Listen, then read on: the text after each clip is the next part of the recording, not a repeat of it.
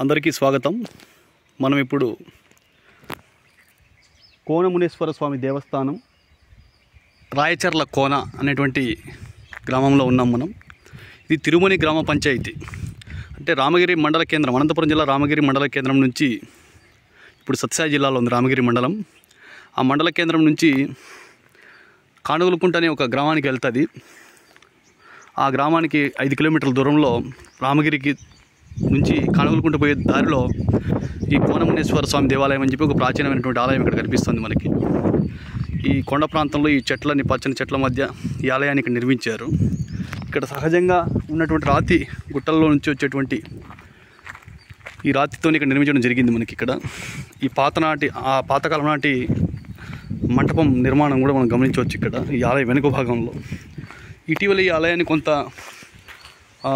మార్చి కొత్తగా నిర్మాణం చేయడం జరిగింది. గతంలో నేను 2006-7 ప్రాంతాల్లో రామగిరి మండలంలో మాదాపురంలో పాఠశాలలో పనిచేసే సందర్భంలో ఇక్కడికి రామగిరి నుంచి ఈ ప్రాంతానికి వచ్చి చూసేవాళ్ళం. ఆ రోజు చాలా పాత కట్టడాలు, పాత నిర్మాణాలు చాలా అద్భుతమైనటువంటి శైలిలో ఉండేటివి. ఇవన్నీ కూడా ఇప్పుడు కొంత మార్చి ఈ ఆలయాన్ని, ఈ ఆలయం వెనుక భాగం ఇది ప్రధాన ఆలయం. ఈ ఆలయాన్ని ఆ రోజుల్లో ఈ పాత మంటపాలను కూడా తీసి కొత్తగా కొన్ని అట్లే నిర్మాణం చేసి పై కట్టినట్లున్నారు. ఈ ఆలయం విశిష్టత ఏంటంటే ఇక్కడ ఉన్నటువంటి కోన, ఈ నీళ్లు ఎప్పుడు ఇక్కడ సహజంగానే వచ్చేటివి. ఇప్పుడు ఏదో పైప్ ఏర్పాటు చేశారు. మరి ఈ పైపులో నుంచి మోటార్ ద్వారా వస్తున్నాయేమో. గురుస్వామి ఎక్సైజ్ కాంట్రాక్టర్ దక్కన్ హెరాల్డ్ ప్రజావాణి పత్రిక ఆయన ఇక్కడ దీనికి కొంత దానం చేసినట్లున్నారు. ఈ ఆలయం పేరు వివరాలు ఇక్కడ గౌరవించినటువంటి కోనమునేశ్వర దేవస్థానం, రాయచర్లు, కర్ణాటకలో ఉన్నటువంటి గ్రామం, రామగిరి మండలంలో కర్ణాటకలో. గుడి ఈ టైంలో మూసివేశారు. మనం శివలింగాన్ని, స్వామిని ఇక్కడ చూడవచ్చు గుడి లోపల భాగంలో.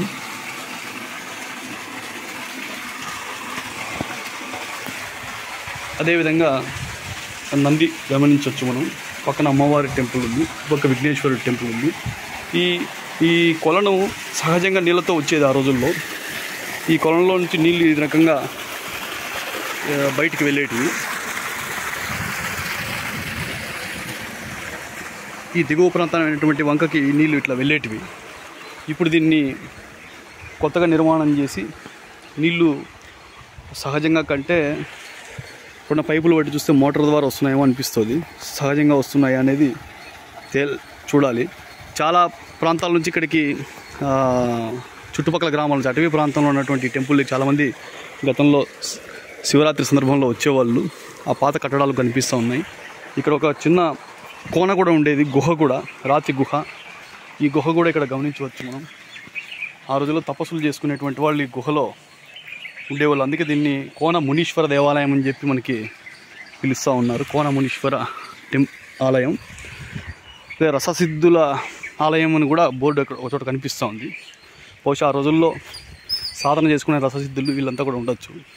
ఈ భాగం అంతా చూడండి, ఈ రామగిరి వైపు చూపిస్తున్న కొండల వైపు ఇదంతా కూడా ఈత చెట్లతోటి, వనాలతోటి విస్తృతంగా మనకు కనిపిస్తూ ఉంది.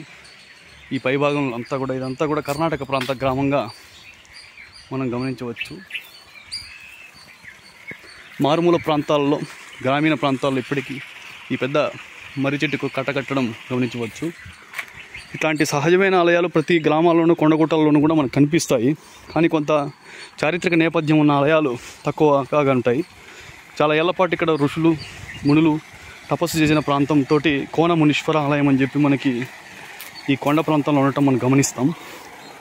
మీరు కూడా మీ ప్రాంతాల్లో ఉన్నటువంటి ఇట్లాంటి ఆలయాలన్నింటినీ కూడా, అక్కడ ఉన్నటువంటి విషయాలను కూడా మనం వెలుగులోకి తీసుకురావాల్సి ఉంది.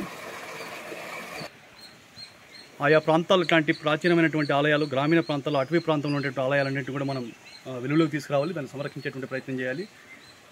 డాక్టర్ అప్పిరెడ్డి హరినాథ్ రెడ్డి, వేమన అధ్యయన అభివృద్ధి కేంద్రం, అనంతపురం.